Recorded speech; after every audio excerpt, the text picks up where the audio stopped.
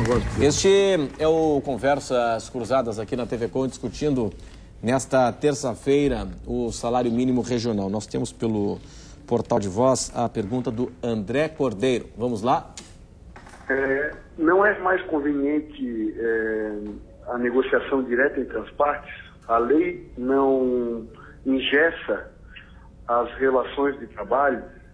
É conveniente o governo participar das relações de trabalho? Essa é a pergunta. Obrigado. Muito obrigado, André Cordeiro, pela sua participação. Eu penso que é o seguinte, tanto é bom as negociações entre as partes, que o ano passado, quando nós negociamos entre as partes, patrões e empregados, o governador não interferiu nos resultados e ainda nos bateu o palmo de nós ter apurado o processo, né? Eu acredito que esse ano vai ser da mesma forma. A orientação do governador, eu acredito que vai ser da mesma forma, obedecer aquilo que foi feito na mesa negociada entre patrões e empregados de novo. Para que a lei? Não, a lei existe o seguinte, há estados que ainda nem têm piso estadual. Então é o seguinte, e não tem um deputado, de repente, para puxar isso, ou os trabalhadores não interessaram, o patronal também. Mas onde tem discussão e há vontade entre as partes, eles não interferem. O que aconteceu no passado. Então isso é louvável para nós. Então, nesse caso, não engessa, se há vontade entre as partes. No nosso caso, engessou completamente. Não, nesse caso... qualquer negociação. Não há mais condições não houve diálogo, de sentar, né? Porque... Não, infelizmente, no caso seu... Desculpa eu falar isso, porque, obviamente tu entende muito mais o teu setor do que eu, evidentemente, mas a informação que eu tenho, como já eu trabalho no Diese há 23 anos, é que o setor de vocês já era complicado antes antes do piso. Era um pouquinho complexo, recorriu a todo momento, com muita frequência, a lei, através dos dissídios coletivos. Alguns. Eu quero lembrar isso, quer dizer, não foi a lei que mudou. Mas nós vínhamos negociando já há muito tempo. Mas não era... Essa fase que você fala, problemas, né? Essa fase que você fala já passou, já tem mais acho que mais de 5 anos, com certeza, que não tinha nenhum dissídio mais, todo com acordo, mais de 5 anos. Nós não tínhamos dissídio nenhum na nossa categoria. E continuamos não tendo, porque agora eles já levaram o que eles queriam. Um negócio que é fundamental a gente resgatar, numa situação de desemprego, que o Brasil vivia há alguns anos atrás, eu acho que não chegamos a estar numa situação de pleno emprego, mas melhorou muito. O que acontecia? O lado muito mais fraco da corda é o lado do trabalhador. E muitas vezes, eu estou aqui falando sem rancor, sem nada, estou falando numa boa, muitas vezes o empresário se aproveitava disso e não negociava. Não foi só o setor de turismo, muitos setores a gente percebia isso.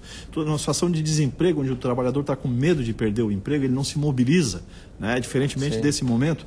Então tu faz uma assembleia, o sindicato faz uma assembleia, não vai ninguém. O Miguel sabe muito bem o que eu estou dizendo, porque ele é sindicalista, eu sou um mero assessor. Então os empresários, digamos assim, se valiam desse não digo que tenha uma fé, mas na prática eles se valiam desse ambiente e não negociavam. A negociação era para inglês ver, não aceitava as reivindicações dos trabalhadores. Esse tipo de intervenção do Estado, né, intervenção estatal via uma lei, acaba equalizando mais essas relações, acaba deixando mais no mano a mano. Eu te dei um exemplo. O nosso entendimento é diferente disso, né? Inclusive, Álvaro, né, que a questão, eu creio que você se refere a algumas situações pontuais, né? Porque, na realidade, a representação laboral, ela está muito bem estruturada, né? Eu acho que negocia de igual para igual. Já hoje tem a nível da unidade, lá são os sindicatos, mas a nível do Estado são as federações, né? E o que é importante, eu acho que colocar nesse momento essa questão, talvez a pergunta, né, ela veio nesse sentido também, é que para as categorias organizadas, que são absolutamente a grande maioria, eu diria, acho que 90% dos trabalhadores estão nas categorias organizadas. Veja, na Fiesc, na Federação das Indústrias, nós temos lá em torno de mais de 200 sindicatos que fazem as negociações coletivas e em torno aí de 60 negociações que a própria Fiesc faz justamente dos setores que não estão organizados em sindicatos. Na Federação do Comércio são em torno de 150 convenções coletivas. Por que essa capilaridade da negociação, essa enormidade, essa miríade de convenções coletivas? Porque porque justamente elas observam as questões setoriais, são as diferenças entre setores e também regionais, aquilo que o Bresolim antes dizia.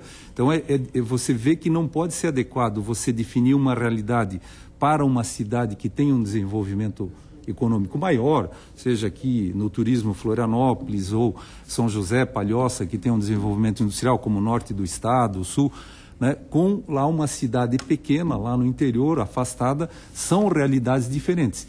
E essa multiplicidade de convenções coletivas, de negociações, elas têm essa sensibilidade de captar essas diferenças. Só para responder para o isso é importante nós ressaltar. Assim, não é desfazer, mas veja bem, a posição que você colocou para nós de não negociar, então hoje as classes laborais assumiram. Não sei, talvez não. Aliás, você até deu uma de entender. Sabe o que eles dizem hoje? Dissídio não vai ter, então vamos ficar sem convenção.